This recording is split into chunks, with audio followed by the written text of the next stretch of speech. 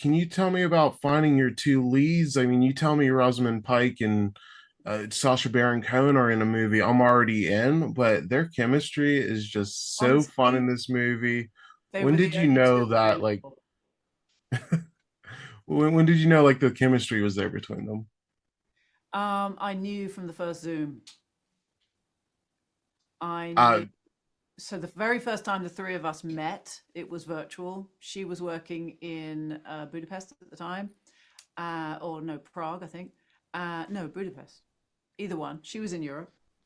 I was in London, and I was at the studio, and Sasha was also in London. But we were so none of us were in the room together.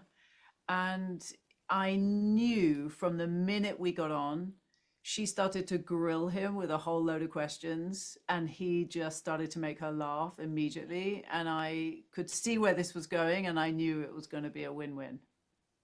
One element that really impressed me about the film is once we get into the kind of female-led alternate universe, there are just so many jokes in the background. There's constantly gags. How was it just loading in all these extra laughs for people that really pay close attention? Um, I'm really happy that you loved them. It was a lot of fun finding them and finding as many areas from hair, makeup, signs, buildings. We threw in literally as many as we possibly could.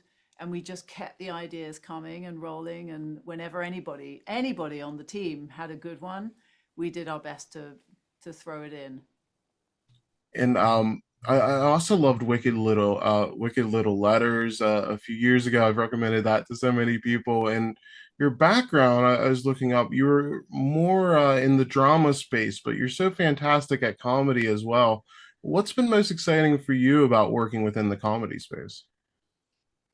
Um, I think comedy is really hard. I think it's a really tricky genre, but to work with the people that I've just worked with is an absolute privilege.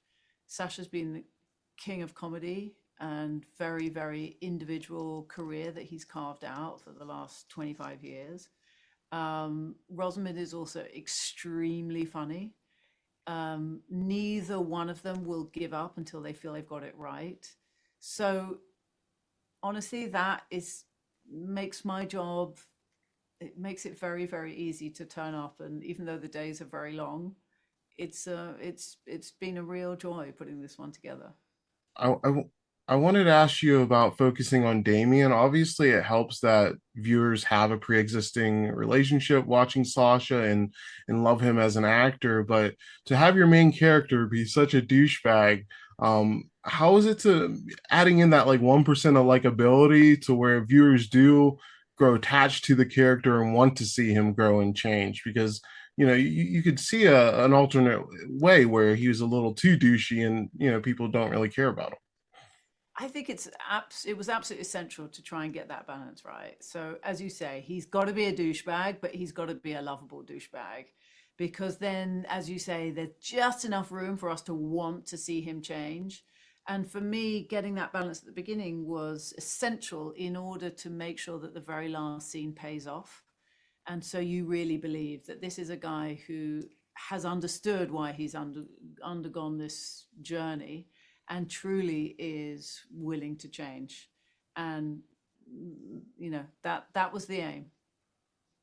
Yeah, thank you so much for your time. I think you're a brilliant director. I really enjoyed this film.